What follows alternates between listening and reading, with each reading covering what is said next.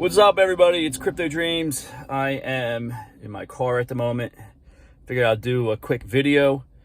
So can Bitcoin go to 45, 55, 75,000 by the end of the year?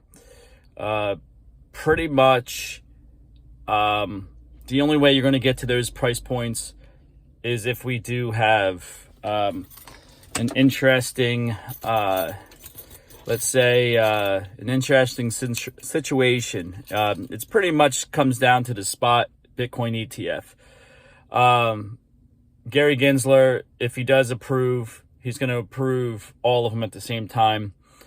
So if we look at the spot Bitcoin ETF as like a wall that keeps hundreds of billions of dollars out of the market, so we want to look at it like that. Eventually, we're going to get it. Are we going to get it by the end of this year? I don't think so. I give it a 20% chance. But yeah, I mean, that's the only way we're going to get to those price points is if we have that and we have it like soon. The rumor is they're going to approve everything by the end of October, early November. I don't see it at all. Bitcoin pumped from like 26,000 all the way up to 35,000. Now we're around 34,000. I think when the news comes out that it's not going to happen this year, I think we'll go back down to 30,000, maybe even test 29. And that's the time that I'll be looking to get it back in and start accumulating again. Sorry, everybody, I pulled my back.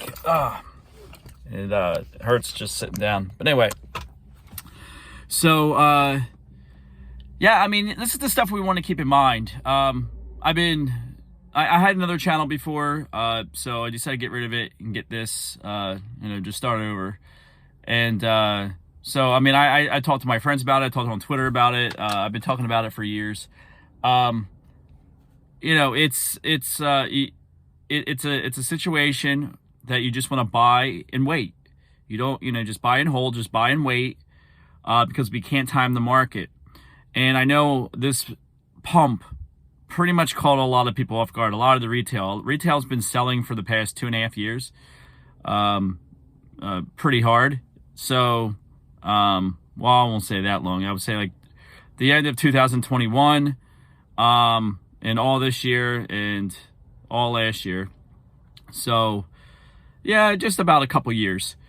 And they were thinking it would never come back. So now they're caught off guard. They probably threw all their money in now at 34,000, and then we're just going to go back down. Like I said, the only way for that not to happen is if it's actually approved. But I don't invest in rumors.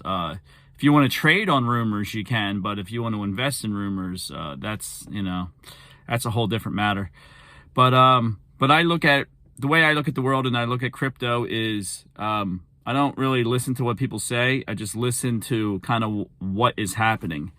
So what's happening is there's going to be a wall of money coming into Bitcoin at some point in time when the spot ETF happens. Whether it happens or not, Bitcoin is still going to rise. There's still going to be trillions of dollars coming into the space. But I just look at this as it becoming more mature, and, the money will be coming in. Things will happen eventually. And I'd rather be buying and holding and waiting. And then one day it happens. So, Sir John Templeton, what he used to do, a contrarian investor in stocks, but you can still use the philosophy for yourself. He used to believe that, you buy everything when it goes 60 to 90% or even 95% from its high. And if it's quality, you buy it and you just stick with it for 6 years. So when Bitcoin went down to 16,000, I was buying. 20,000, I was buying. 25,000, all these different price points I'm buying. Because I know it's just way off its all-time high. All these other altcoins are way off their all-time high. The metaverse, that type of thing, all these tokens are way off their high. So even if Bitcoin does pump and we do get a spot Bitcoin ETF and it goes to 75,000, like, don't think you missed the boat, because all these other tokens that are still decent, that are small caps, they're all going to go to the friggin' moon. your 50 and 100Xs are coming from the metaverse. Even your other big tokens, you'll probably get 5 to 10X. So if you have like $10,000 in one of these tokens and they go up, 10 times, it's 100 grand. You're going to see these times again. They always kind of come around in circles and waves. I believe in market cycles. If you don't, I don't know what to tell you. Human beings create the cycle. Human beings decide whether they're happy or sad. So therefore, they're going to decide whether they're going to buy something or not buy something. And if you get a bunch of these human beings together thinking a certain way, and then if they're steered by, big money interest, that creates the market cycle. Also, a lot of other things. I'm being extremely simplistic. But it's, for me, it's just very simple. I have a plan. You buy the big tokens, buy the medium tokens, buy the small tokens. You buy them, over time. If it's, if we're in a bear market like what we have been, everything is just cheap. So all the risk is out. It's more risky to buy Bitcoin now than when it was 15,000. When it was 15,000 and dropped down to 7, it's just down 50%. But if you buy it now and it drops down to 15, that's a lot of money, and the barrier of entry is harder. All the prices go up and that type of thing. So my basic advice, I guess, from experience, this is just basic fundamentals for crypto and whatnot. Generally speaking, if you buy something that's low,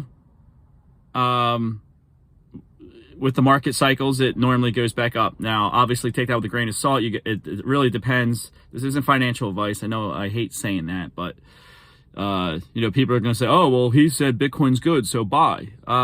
Everybody has their own flavor. So, if you're a trader, you want to trade. If you're a pseudo trader, which is everybody who doesn't have hundreds of millions of dollars, if you want to make some money here and there trading, that's fine. But honestly, there's some things that you shouldn't be trading. It's like if you would have bought real estate in Florida during the deflationary period. It was like a depression down here for real estate. You could have bought anything for like brand new houses were going for 100 grand.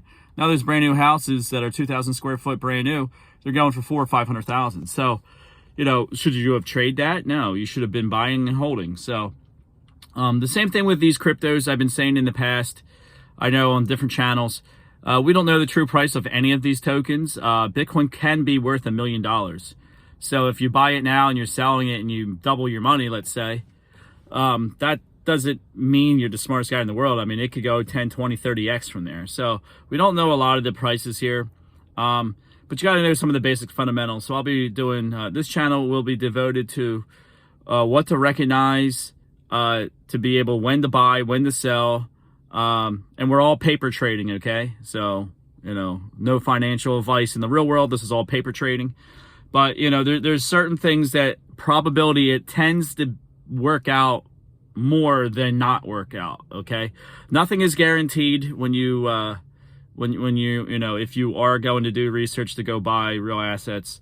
Nothing is a guarantee, but what you do is through education and through understanding, how things work, the probability of you becoming successful just increases. So it's never 100%, it's never guaranteed, but it's kind of like Bitcoin's been pumping since 28 on the rumors, 28,000 to the rumors. So there's a high probability if you would have jumped in, you would have made money. So when you look back, when you see the momentum, you see what it looks like when things go from 26,000 to 34,000, it's almost $10,000 rise for a whole Bitcoin, It's like, what is it? It went up 20% in the past couple weeks. You can kind of see that, and then you just use that as your baseline, and then you keep on refining and refining. So anyway, I don't want this video to go too much longer, but yeah, you still have plenty of opportunity to jump into the market, and you still have plenty of time to get into Bitcoin. Don't FOMO in, and I like to buy on red days, not green days. So anyway, hope you get some value out of this video, and talk to you soon.